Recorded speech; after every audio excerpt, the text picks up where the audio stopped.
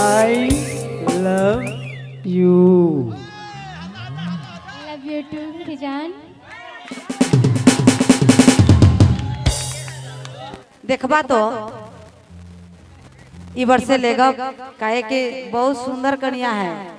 ए भगवान नजर ना लगे।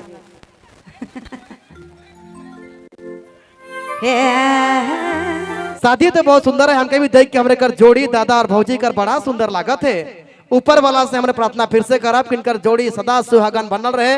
लेकिन हम ही जानते हैं चूंकि शादी तो हो गलक, जोड़ी बड़ा सुंदर है, लेकिन हमके पता ही नहीं लागत है कि लव मैरिज है कि अरेंज मैरिज शादी है।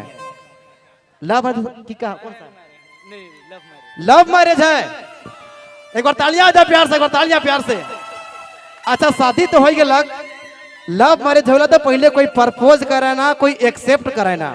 लेकिन एखन हमें जाना दियो से कि पहले प्रपोज के कह रहे दादा कह रहे कि भौजी कह रहे। सही बात है।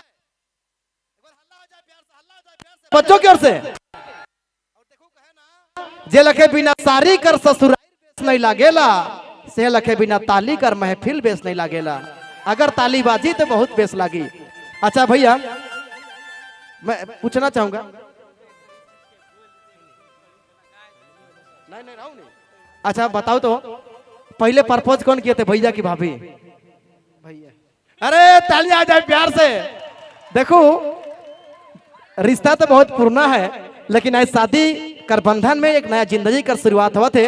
लेकिन अब हम एक बात सिर्फ चाहब कार्यक्रम का शुरुआत हुई चिंता देवी कर आवाज में। एक हमरे कर सबकर सामने जैसन भैया जिस फीलिंग कर साथ प्रपोज कर रहे हमरे कर भौजी के आई लव यू कह के एक सबकर सामने को फूल दे पड़ी भौजी के और आई लव यू कहे पड़ी। क्या होना चाहिए? एक बार होना चाहिए। तालियां हो जाए एक बार प्यार से, फिर से तालियां प्यार से। क्या बात है। मैं चाहूंगा वो फूल को लेकर आएंगे। कहाँ फूल? और लाने गए हैं। अच्छा ठीक है, लेके चले आएंगे जितने जल्दी फूल लाने गए हैं। और हमारे वीडियो कैमरा वाले भाई तैयार रहेंगे। देखो बड़ा खुशी कर माहौल रहेला जब भाई और बहन का शादी रहेला तो बड़ा बेस लागेला। आशीर्वाद देवेले, शुभकामना देवेले, मंगल का अवल तमाम गोतिया और मेहमान मन सबके भाई लोकेश कर परिवार बटले सबकर स्वागत है, सबकर अभिनंदन है। अपन बहुमूल्य समय निकलाए के भाई कर शादी में आली बहुत बेस लागत है। और कहे ना कि अगर जज्बा हो चांद को छूने का तो छूने से कोई रोक नहीं सकता। कि अगर जज्बा हो चांद को छूने का तो छूने से कोई रोक नहीं सकता। और अगर चाहत हो किसी को पाने का तो पाने से कोई रोक नहीं सकता। और आज इस महफिल को सजाए हैं लोकेश भाई ने, तो आप सभी को झूमने से कोई रोक नहीं सकता। झूमेंगे हम, नाचेंगे हम, खुशियां मनाएंगे हम। कभी ठेठ नागपुरी गीत तो कभी आधुनिक नागपुरी गीत, कभी कुड़ुक वाला गीत तो कभी डांस वाला कार्यक्रम के शामिल करब हमरे। अगर फूल आ गया, अच्छा हमको लागत है आई गलक, अभी घड़ी समाप्त है। बिल्कुल शुरुआत करे बट हमरे जा मैं चाहूंगा एक और माइक देंगे काल की दादा कहा भाई आई लव यू और भाई जी आई लव यू टू कहा भाई भी सबकर सामने होना चाहिए एक बार। क्या बात है, क्या बात है। बिल्कुल फूल तैयार है। मैं चाहूंगा इस हम शुरुआत करेंगे क्योंकि कुछ हमरे कर जे जरूरी कर सामान है तो नहीं है पर लग तो कोई बात नहीं। अब वो इंतजार थी, घड़ी समाप्त होती है, हम शुरुआत करेंगे। और सभी के सामने पूरा घुटने के बल पे एकदम प्यार से पूरा फिल्मी स्टाइल के साथ होगा तो बहुत खुशी। लेकिन आप लोग का हल्ला एक बार प्यार से हो जाए, हल्ला हल्ला। क्या बात है। और इस तरह से हमरे कर बीच हमरे कर लोकेश जी, हमरे कर नाम भौजी ललिता जी। मैं चाहूंगा एक बार प्यार से आई लव यू घुटने के बल में एक बार कहना होगा और आई लव यू टू के साथ रिप्लाई करना होगा।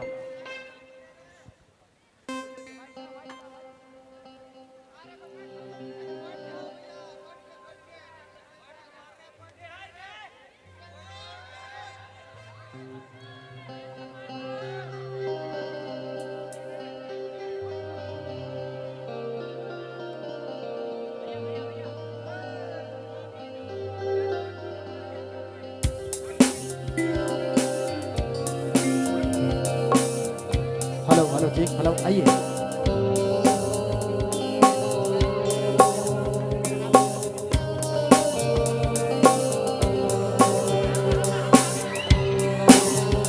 I love you. Love you too Rijan. एक बार प्रेम से बोलिए शंकर भगवान की, रामचंद्र भगवान की। बहुत बहुत धन्यवाद, शुक्रिया।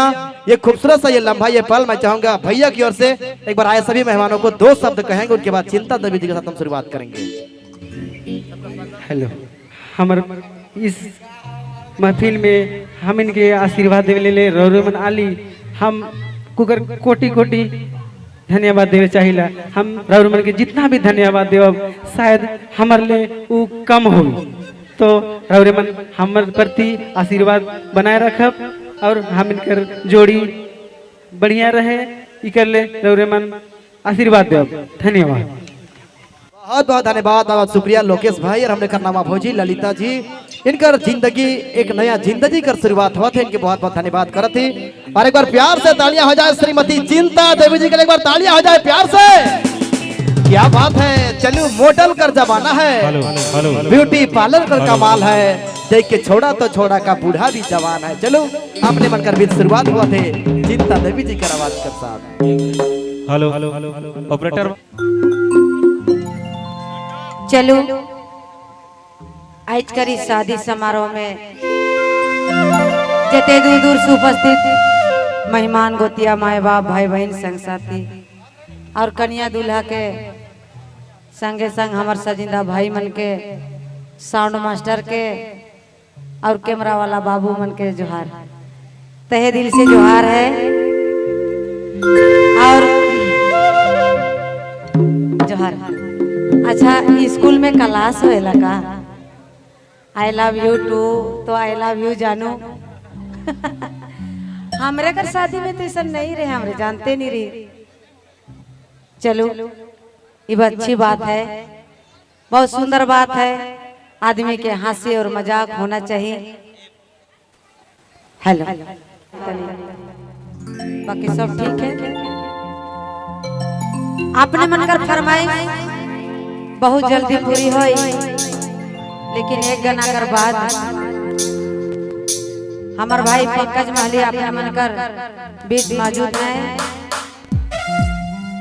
एखन कर ट्रेनिंग वाला गाना अपने मन सुनीला, आज वो कलाकार है और मन कर साथ। पंकज जी गोड़ लगते हैं भाई। दुयारे कामयाब बैठा स्टेज में।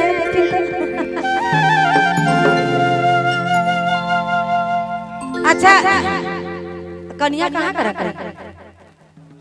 चौरा पर ये बन रही है, सुंदर सुंदर कन्या रहे।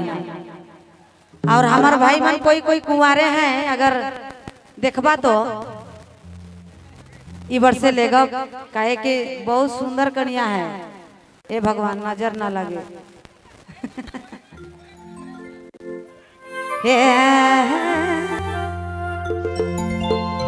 हीरो पे लागल सोइठ पेपर,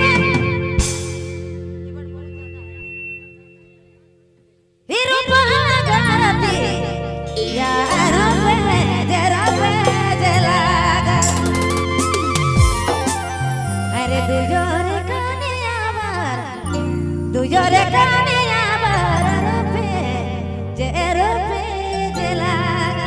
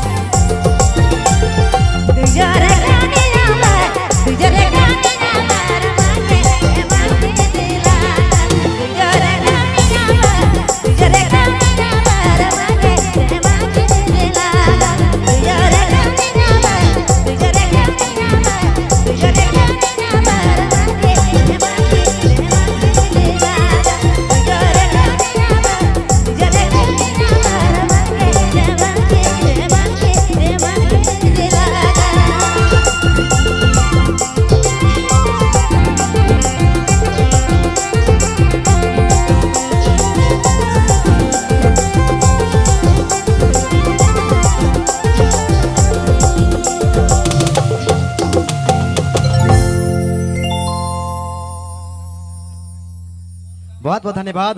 अच्छा लगा तो एक बार प्यार से तालियां हो जाए, एक बार तालियां प्यार से। एकन हमरे शादी कर लोकगीत जेके पुरखा मन गावत रहे, शादी कर माहौल है। हमरे कर ली शुरुआत अब यहाँ से युगल वाला गीत बटे जाती पंकज महली जी के लगा थी आवाज, चिंता देवी जी के साथ देवेले और फरमाइश है लुझुर लुझुर चलो ना मोर डांडा पातर पातर। होना चाहिए कोई हाँ कोई नहीं।